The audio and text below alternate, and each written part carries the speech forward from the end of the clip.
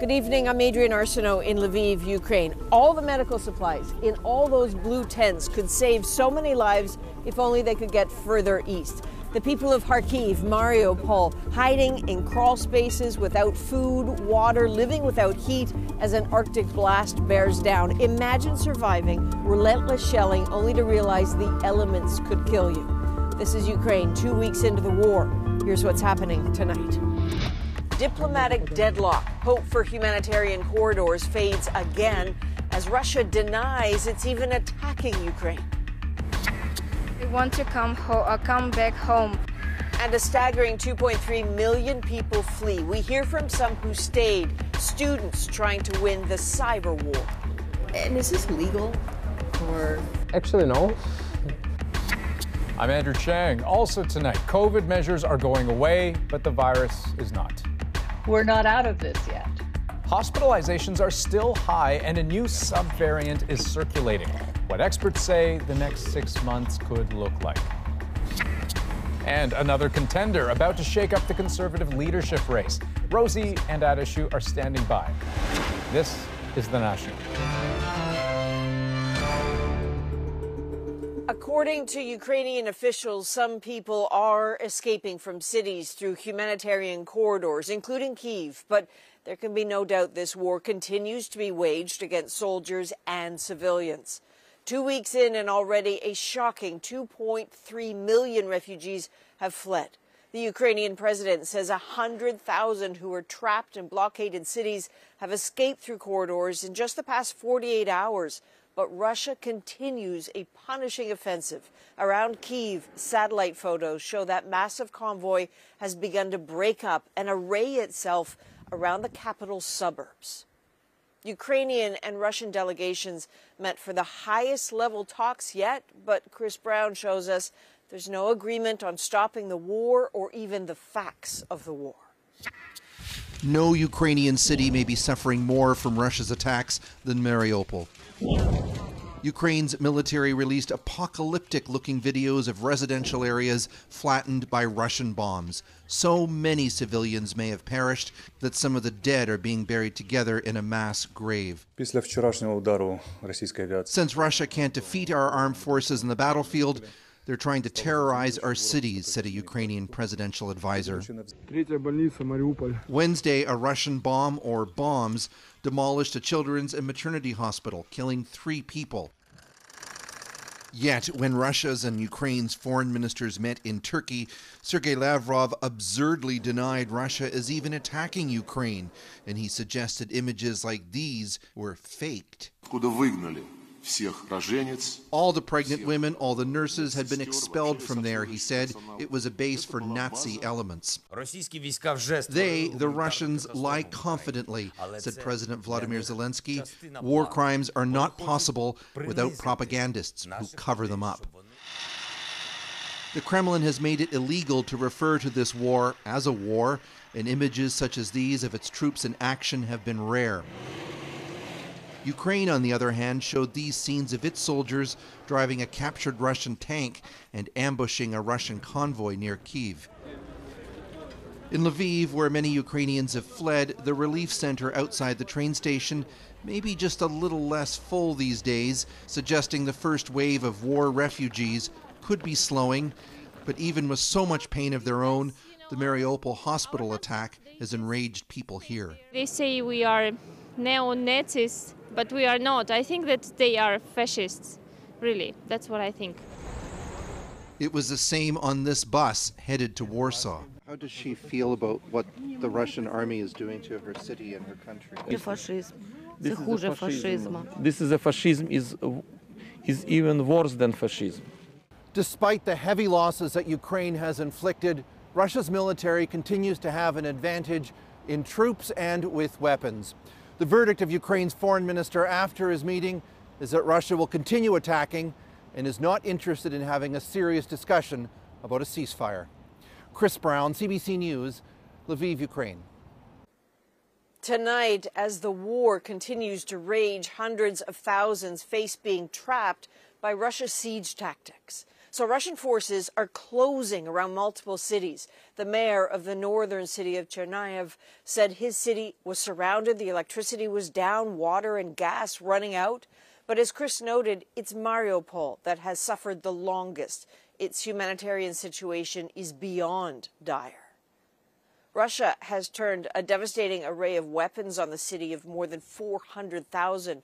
There remains no safe passage out of it, and a warning that a glimpse inside the city involves some disturbing images. This is Mariupol. The first challenge for people here comes from the sky. Russia's bombardment relentless. Mariupol is under continuous shelling from the artillery and bombing each hour, each minute, each second. The crater left by this bomb, big enough to fit a house in. Blast waves and fire have reduced streets to dust, rubble, and ruin. Unexploded cluster bombs have turned some of those streets into minefields. Ukraine claims 1,300 civilians have been killed in the city. That's hard to verify, but the bodies lay where they died. The work of collecting them can tear through the soul like shrapnel.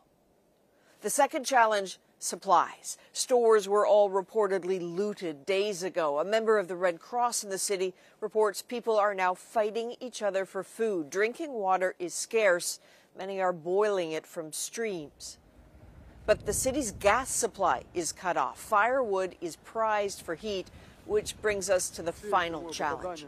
Combined with starvation and sickness, cold can be an efficient killer. And nighttime temperatures are now well below freezing. Now, those who have made it out of Ukraine are fleeing to neighboring countries, straining resources in some of the smaller ones like Slovakia. David Common looks at what it's like for those refugees. Crossing the border now may come with safety, but there is still sorrow for everything and everyone left behind. Nearly all here elderly, along with mothers and their children, including Anna Katushko, dropped off by her husband minutes ago at the border. Their 2-year-old daughter, confused that he stayed behind. And she was crying all the time when she saw a man. She was saying, "Oh, that's my dad, that's my dad." At least 165,000 people have crossed into Slovakia, often hungry, cold, and sometimes alone. People often arrive here with no idea where they're going to go next. They don't necessarily have family anywhere else in Europe. And Slovakia has a limited capacity to absorb everybody. So you see maps like this over this transfer area, not staying at the border, but moving them out. After fleeing the near constant bombardments in Kharkiv, Ira and Masha managed to make it out with their kids. You need to save the children. You just need to take them and go, she says. That's it. They're planning now to go to Vienna. They don't know anyone there. Every part of their life is in Ukraine. But they cannot be. I rip my soul. It rips my soul, she says. Many end up here, where trains will take them further, to rooms offered by strangers who want to help. Tanya is headed to Warsaw, where she knows no one, but there is a school for blind children there, and her daughter, 10-year-old Veronika, needs that. The travel alone is such a stress. I just don't know how to get there from here, she says. For nearly everyone who's made it this far, the journey is not over. Exhausting. But what other choice do they have? David Coleman, CBC News, Košice, Slovakia. And that worsening refugee crisis is something Canada's Prime Minister saw firsthand in Warsaw today. Yeah, that's right, Adrian. Justin Trudeau wrapped his European tour in Poland's capital today. That country's leader urging Canada to accelerate plans to take in Ukrainians fleeing the war. Poland could soon be overwhelmed by refugees. Already 1.5 million people, with more pouring in by the hour. Trudeau has promised more help, but what Poland wants is a timeline. Travis Danrash is traveling with the Prime Minister. Another trainload arrives at Warsaw Central. Hundreds of wary faces pile out into the station. I believe in God. I believe in my strong dad. He will stay alive. 12-year-old Oliana has arrived from Kharkiv, but is desperate to return. I want to ask Putin to stop the war because I want to come back home. 50 of them here. At a refugee center, Justin Trudeau witnessed the crisis up close. The deputy prime minister helped translate. Trudeau did offer more money for aid on the last day of his trip, $117 million for new immigration measures. He promised to streamline the process, including making it easier to get a visa. Poland's president wants that to happen quickly. He says 5 million refugees could soon be in the country. I told him, yes, please, Justin, try to introduce some very simple procedures, yes, simple procedures of visas. As the exodus continues, so does the bloodshed. Warnings, displays of solidarity, and economic sanctions have failed to stop the invasion. The prime minister didn't offer any new options, but said, he's going to lose this war because the ferocity and strength and resolve of the Ukrainian people defending their territory is inspiring us all. And because our resolve as friends and allies. Trudeau met with another one of those friends also in Warsaw Thursday, U.S. Vice President Kamala Harris. I know we stand in solidarity in terms of our outrage. The U.S., Canada, and other Western countries were already aligned on pushing back against Russia even before this trip. But so far, it seems unlikely that diplomatic pressure will do anything to dissuade Vladimir Putin. Travis Stanrash, CBC News, Warsaw. And Adrian, the Prime Minister and all Canadians will hear a direct appeal from the Ukrainian president next week. Yeah, that's right. Zelensky is set to make a virtual address to the House of Commons. That's on Tuesday. Now, today, Britain imposed sweeping sanctions on 7 Russian oligarchs who have ties to Vladimir Putin, including the jet-setting billionaire Roman Abramovich, stripping him of his access to his fortune, his luxury real estate, and his beloved Premier League soccer club. Here's David Cochran. The kings of the continent. The cup belongs to Chelsea. Under his ownership, Chelsea has reached the heights of glory, but now Roman Abramovich is facing disgrace. Banned from traveling to the United Kingdom, his assets frozen for being what the government calls a Kremlin-connected oligarch. I think people in this country can see that people connected to the Putin regime need to be sanctioned, and that's what we're doing. He's one of 7 Russians sanctioned for those links, along with Igor Sechin, an oil executive the UK calls Putin's right-hand man. Maybe the UK is waking up and finally feeling some long overdue shame about its role as the global hub for dirty money. London is such a luxury playground for the Russian super rich, it's been nicknamed Londongrad, a city where a soccer team is the ultimate toy. The team shops here are closed today because these sanctions mean Chelsea can't sell new merchandise. It's also not allowed to sell new tickets for home games. Existing tickets will be honored as the government has issued special licenses so the games can be played. Chelsea is his most famous asset, but Abramovich also owns steel, including 29% of Evraz, which employs more than 1,000 people in Canada, where he has yet to face sanctions. Everything is on the table, and we are looking carefully at the holdings of oligarchs in Canada. But in West London, the focus is football. Abramovich has been trying to sell the club. Now he can't without government approval and won't be allowed to keep the money if he does. Chelsea can't even sign players or make trades. It's going to be tough, obviously, going forward. It's different with Chelsea. It's different with Roman because you feel like you love him, the amount of money he invests, and he really seems like he loves the club. Abramovich's wealth fueled Chelsea's glory. His connections may fuel their downfall. David Cochran, CBC News, London. And Andrew, coming up from Ukraine, a look at what some students here in Lviv are doing to help the war effort. All right, thanks, Adrian. Meantime, we're going to turn now to COVID-19 developments here in Canada. British Columbia becoming the latest province to drop its mask mandate. I want to assure you that I feel confident about what we are doing and that we are in a place to do this now. So as of tomorrow, masks will no longer be required in indoor public spaces. Faith gatherings can return to 100% capacity, and next week, long-term care visitation rules will be eased. BC's proof of vaccination card also set to be scrapped April 8th. Now, with provinces moving away from mandates and restrictions, it certainly feels like Canada is returning to some semblance of pre-pandemic life. But there is a warning tonight from experts who are tracking the data. As Christine Birak reports, what they're seeing makes clear the virus is not done with us yet. This pandemic can feel like a never-ending loop.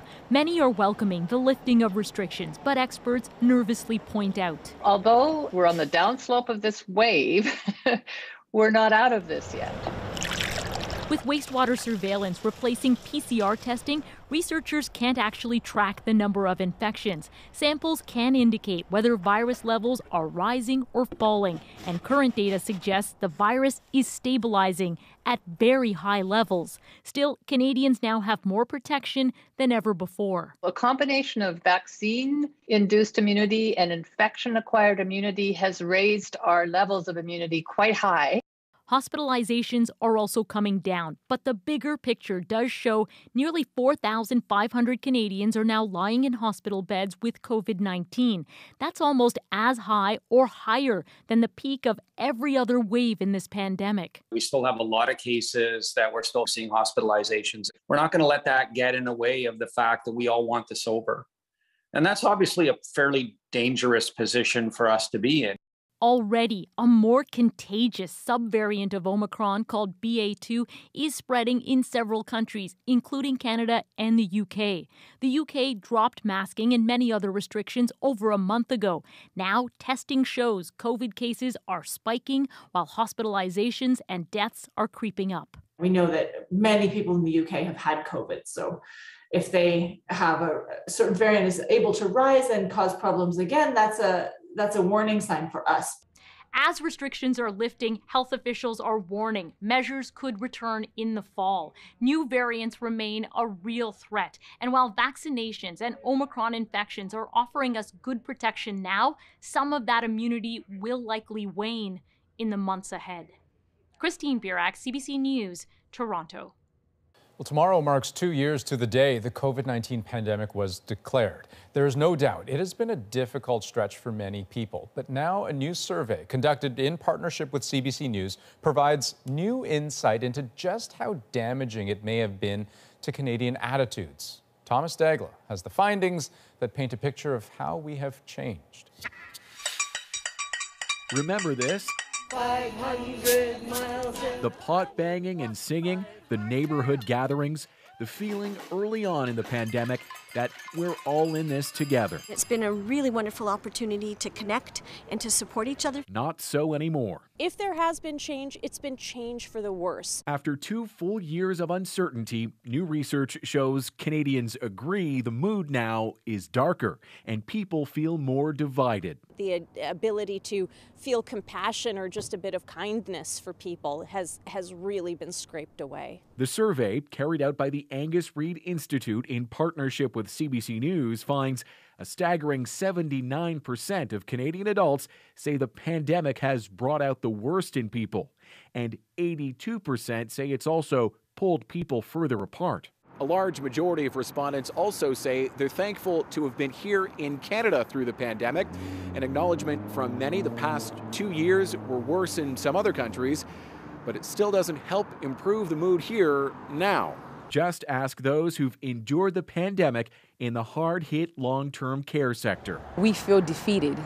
We feel the future is still unstable. We feel that there's still a lot that needs to be done. Canadians are timidly starting to come back together, like at this Toronto bar, where they've set up a re-socialization station for those comfortable enough to again meet strangers face to face. Getting back into hanging out again is almost like we're going out of our comfort zone. I think really once we really start to reconnect, that I think a lot of those barriers that we threw up will disappear. Anytime restrictions have eased and the weather's improved, Canadians' demeanor has warmed as well. There's hope for that again. The national mood, it seems, can only get better. Thomas Dagla, CBC News, Toronto. Well, CBC News has confirmed the Royal Canadian Navy has charged independent MP Kevin Vuong with a service offence. They accuse Vuong, who is a naval reservist, of failing to disclose the fact that he'd been arrested in 2019. At the time, he was facing a sexual assault charge, which was later dropped. Last fall, Vuong ran as a Liberal candidate, but the party broke ties with him after it learned about that sex assault charge. Members of Thunder Bay's Indigenous community say that they have been failed again. A recently leaked report calls for new investigations into the deaths of Indigenous people there. The police force has been under scrutiny for years, accused of racism and misconduct. Jamie Strachan explains. When I think about these cases, there's names that are flashing across my mind.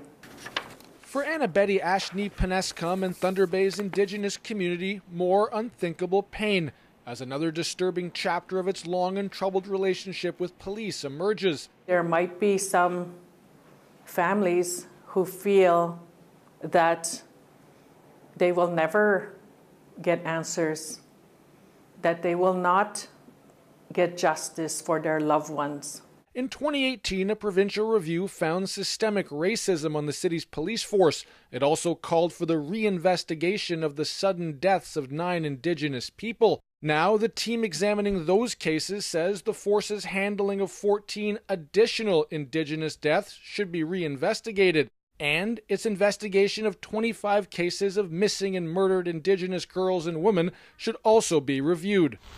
Currently, the Thunder Bay Police are the subject of multiple investigations, and longtime critics say it should be disbanded. What family could possibly, in respect of an Indigenous death, trust the Thunder Bay Police Service at this point?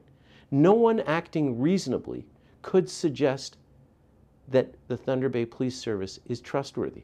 There are indications more cases need to be reinvestigated, and there are calls for the province to immediately step in, but there's no indication that will happen. Thunder Bay's police chief says her force's investigative techniques have improved and that trust is being rebuilt. We are very mindful of cultural needs and spiritual needs in terms of, in terms of the Indigenous population in Thunder Bay when we're dealing with sudden deaths. So there's a lot of things that have changed and evolved. Little comfort for the families who may never know how their loved ones died. Some of them have been waiting for many years, have been questioning what happened. And they've lost faith. Jamie Strachan, CBC News, Toronto. We want to bring you back to Lviv, Ukraine, where students are getting involved in the war effort in some unexpected ways. And is this legal or? Actually, no. That's illegal. Coming up, Ukrainian students take on Russian disinformation. Plus, the Prime Minister is in Europe offering Canada's support to Ukraine. We stand alongside friends and allies in Europe against Putin's attack in Ukraine. But NATO says Canada still needs to step up. Rosie's here with the At Issue panel. And a Canadian is shattering a glass ceiling for women competing in the Miss World pageant. I know how it feels not to be confident in your own skin. We're back in 2.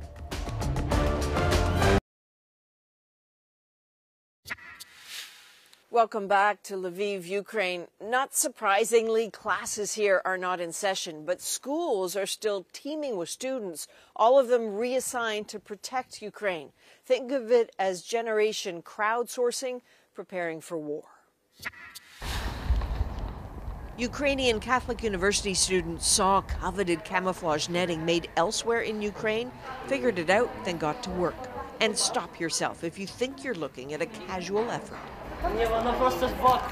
They're all throwing everything they have at saving Ukraine and its people, sourcing, distributing goods. Dorms turned into shelters for displaced families, students looking after all of them. If you weren't doing this, what would be going on with your head? Well, I'll be going crazy because when you sit at home and just read news, you don't know what to do. Sometimes they know exactly what to do. This is war. That can mean extreme measures. And is this legal or? Actually, no. That's illegal, but in these conditions we have in Ukraine right now, as I understand, we have full right to do this. because that's like an informational war. Students Dima and Seva are now part of a cyber militia here, volunteers countrywide messing with Russia. They invented a supposedly secure messaging app aimed at Russians. The hope is Russians download the app. It then steals their contacts, sends out messages written by Dima and Seva that appear to come from friends. But it looks like it's coming from their friends. And all the messages are anti-war messages. Yeah. Look what Russia did to the hospital. Yeah, like imagine you're getting this message from your friend from Russia. Of course, you will trust it, if that's your close friends, and it will make an impact. They say it is force-feeding Russians the truth. The goal is to make them against war, right? And if they're against war, then some percentage of them will go to the protest. On another floor, more teams pushing the truth, a journalism class that's no longer academic. We are shocked with the fact how propaganda works in real life, because before we are learning only the theory of it. I have relatives in Russia, and when I phone them and speak to them and I hear that they don't believe me, it's like a shock. What are you learning about journalism that you didn't know before? It is powerful. The job we are doing today is really important. It is. They are important, not in school, but in the lessons of their lives. And Andrew, I can tell you that across this country, there are groups of young people who have been learning how to do things like 3D printing missile stabilizers and other military equipment, not waiting for help or supplies to come in from out of country, but getting it done themselves. Pretty incredible effort. Thanks for this tonight, Adrian. And interestingly, Canadians have also been taking up 3D printing to help Ukrainians, though, in a very, very different way. Zelensky, figurines, cooking classes. We're going to show you the unique ways that Canadians are pitching in to help in just a moment. But first, Rosie's here with At Issue. Hey, Andrew. The Prime Minister has met, as you know, with other NATO leaders all this week amidst questions about whether Canada should be increasing its military spending. And some big names enter the Conservative leadership race. So Chantal, Andrew, Althea, Elamine will be here with all of us after this.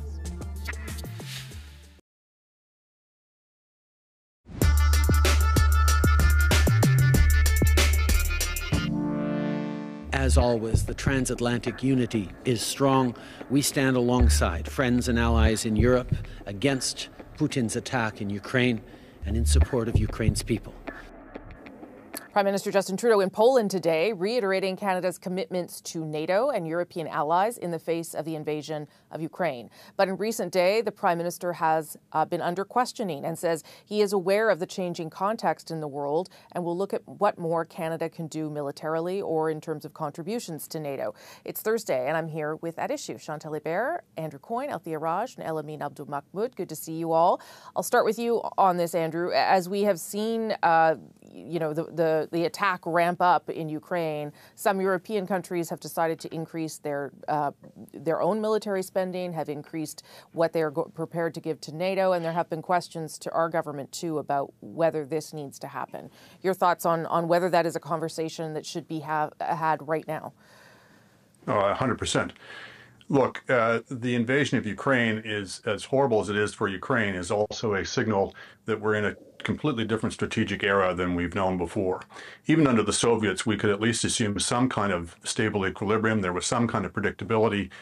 With Putin, we can't assume any of that. So all of the NATO allies are going to have to be stepping up. When we look, for example, at the forces we have in the Baltic states, they are insufficient to really stop any kind of serious invasion attempt. And in Canada's case, we are among the laggards within NATO. We have always been for many, many years. That is less forgivable now, and I think there will be less forgiveness of us for it. When you see Germany saying they're going to spend more than 2% of GDP, when you see Sweden, which isn't even a NATO member but is now thinking about joining, saying that they're going to spend more than 2%. And of course, even before this Putin episode, we were looking at a very different environment where the United States under Donald Trump, who we can't guarantee would not come back as president, is a much less reliable partner as well. So for all these reasons, we need to be looking at that. But even more than that, not just the amount that we spend, but how we spend it. Our military procurement has been a national disgrace for decades. We have jets flying that have been in the air for 30 years that we still haven't replaced. We procure ships that come in years late and 5 or 6 times over budget. Again, that kind of thing we might have been able to look the other way at and play politics with for regional development, et cetera, in the past. We're going to be needing to get every dollar's worth out of our military spending in the future, and there simply is no more room for that kind of nonsense. Chantal? Oh, if I had a dime for every time that what Andrew said, and I agree with it, has been said over the past 20 years, I'd probably be able to buy myself a chocolate bar and inflated dimes. But I don't think that we have a choice. Seriously. Yeah. We use social acceptability to talk about pipelines, but I think social acceptability now has moved to a place where the Liberals will feel comfortable on the political side to be doing some of this at a time when the new Minister of National Defense is in place and an overall is in place. But they will feel some pain in trying to figure out where the money comes from to do this.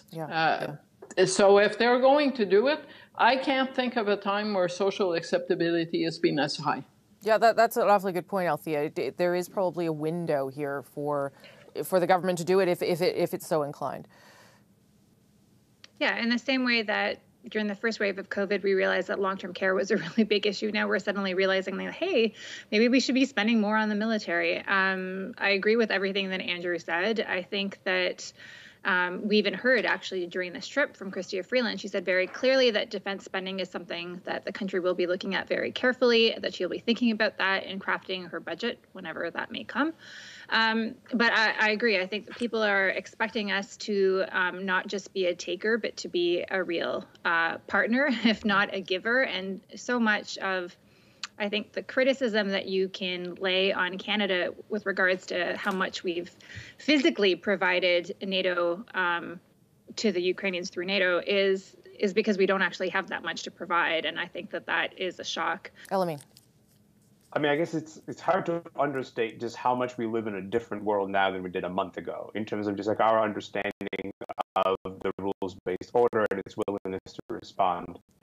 I think we had many governments, many successive governments that were comfortable spending less than the NATO target because, we sort of had the U.S. on our side, but also we didn't have a threat at this level. I think now the fact that we've introduced this sort of readiness and willingness to accept that Russia is a threat and that NATO must be a bit more at the ready, you're going to have slightly different political conversations about how to defend that world order. I think that still doesn't answer what NATO is willing to do in order to step up its defenses, but at least at the moment, we're willing to have a broader conversation that it should be at least able to respond should it choose to.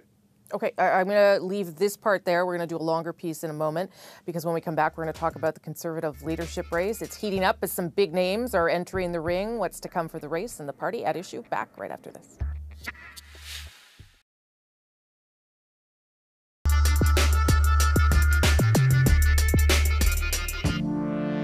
Welcome to this leadership campaign for the Conservative Party of Canada and for the future of Canada. Join a group of men and women who are built to win.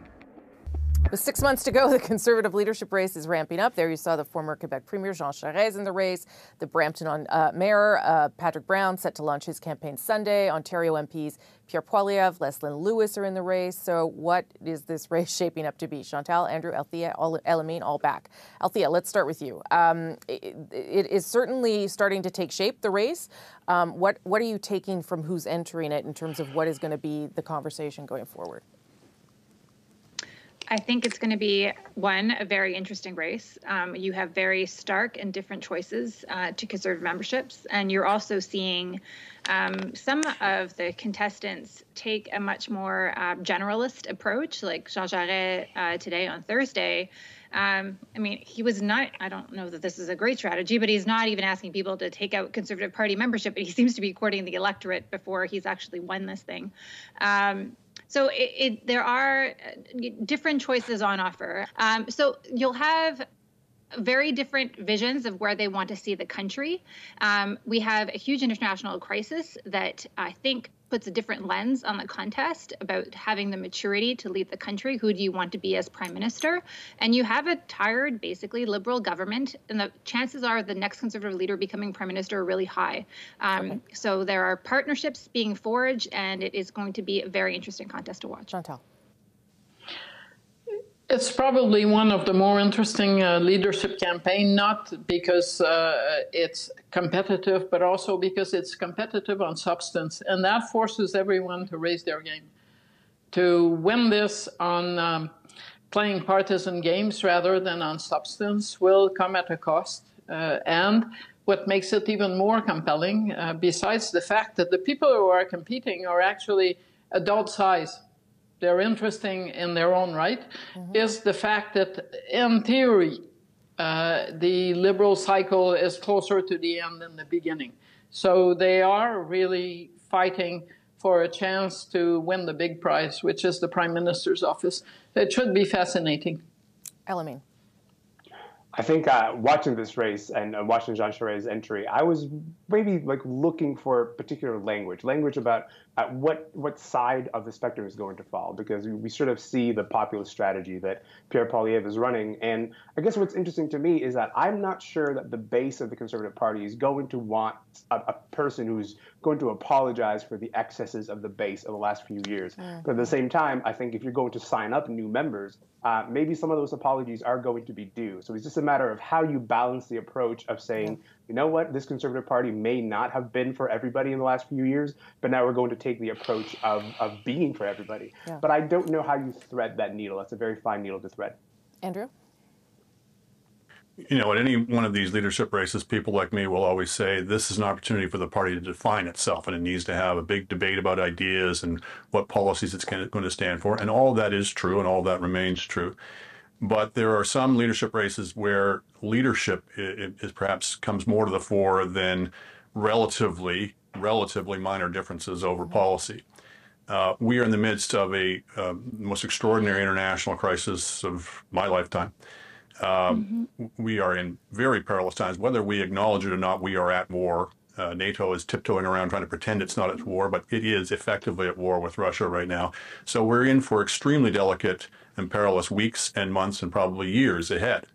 And on top of that, we're into very different economic conditions than we've known for the last 30 years, basically, in which it's going to take a lot of judgment and a lot of fortitude and some rarely difficult decisions. So I think that is very much going to be, or should be, at the forefront of people's minds as they're voting here is, who can they see as prime minister? Who do they think Canadians will see as a prime minister? Who do they think has the character and the judgment to lead the country in these extremely challenging times that are ahead of us? Chantal Watson, yep.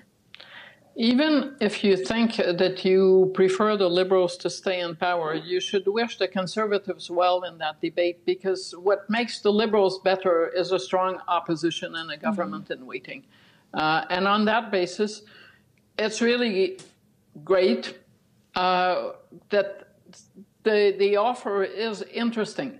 And it should lead to the kind of campaign that people like to watch. They can disagree or agree with it, but at least the Conservative Party has choices.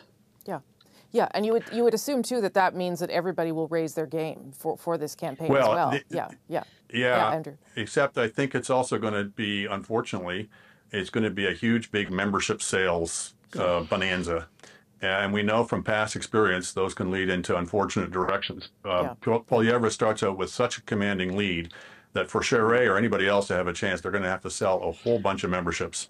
And that's never a particularly edifying spectacle. Althea Watson, yep. On the membership front, we should hope that all the parties actually bring in more people into the tent, and so that the parties become less about, you know, the fringes and the really hardcore activists, and more representative of the electorate who actually end up voting for them at each election. I think it's a good thing to bring in more members into the fold. But I wanted to raise the point that even before, you know, the contest has officially launched, and even before most of the contestants, I think, have announced their bid, that we've already seen the Conservative Party basically change position on a really central point, one we've discussed many times on this program, is Bill 21. And now basically everybody running for the conservative leadership has a position that is opposed to Bill 21. Like, that's a really big change. Yeah, okay. And so there will be, I think, other, not just that it's an interesting choice of characters, but I think policy, substantively, it might be a very different Conservative Party at the end of this contest. Elemi, and then quickly Chantal. Yeah, Elemi.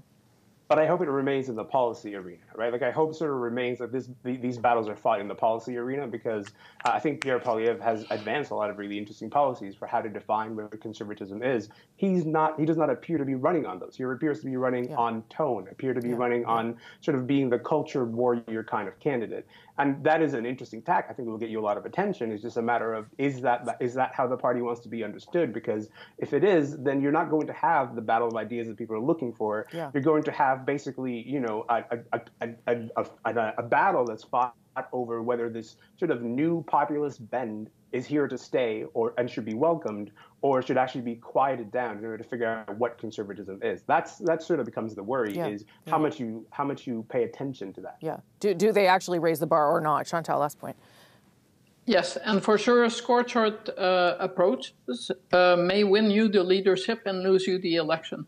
And I think Pierre Poilievre in particular has to think about that. I'm curious to see how he handles the front-runner status. It's not easy to run a front-runner campaign, especially if you're the aggressive political type. As for Bill 21, I've always believed that the positions of the main parties would harden the closer we get to the Supreme Court, which is still a couple of years down the road, by the way. Yeah.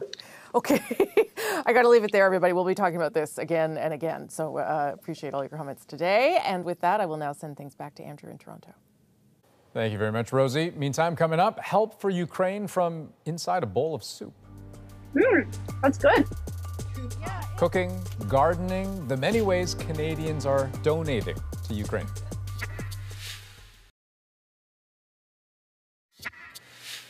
Welcome back. The situation in Ukraine has inspired many Canadians to give, not only money, but also their creativity. Susanna De Silva shows us how people are using their skills and hobbies to try to send help where it's needed. They're being packed by machine and by hand, and they still can't keep up. So last year, we sold $6,000 worth of sunflower seeds in the month of March. Already, we're at $21,000 within 3 days. This company is donating all the money from the sales this month of Ukraine's national flower to the Red Cross. We just have seen what's going on in the news, and we just wanted to do something to help. Among many creative ways, people are helping the relief effort. Last I checked, I raised about $2,600. This Canadian chef living in the U.S. offered an online borscht class in return for a donation to a charity. That's good. My children have some Ukrainian, but it's mostly just seeing what's unfolding, and you know, you just feel so helpless. A model maker in BC is donating sales of miniatures of Ukrainian President Volodymyr Zelensky. They can paint it and make it their own, and they can spend time with it and hobby with it. And so something kind of like a tangible reminder of what they've contributed to. Others have been sending money directly to Ukrainian artists and crafters, now selling things like printable artwork, items that don't need shipping. I made these awesome pictures in the Ukraine colors. Leslie Saxton went through online marketplace Etsy. We have them framed in our house, and it's something that my kids can actually hold in their hands and know that they contributed to helping somebody. It has been overwhelming for Irina Pozar, who is in Kiev helping the war effort and selling her daughter's artwork, giving the money to Ukrainian soldiers. She says she has been amazed by not only how many people have purchased the art, but by the words of support that have given her strength. Emotional and financial help that's much needed. Susanna De Silva, CBC News, Vancouver. Coming up, pushing the boundaries of beauty pageants. Never really seen a hijabi pageant girl, so I never thought something like that would be possible. How the next Miss World Somalia is making history. Next.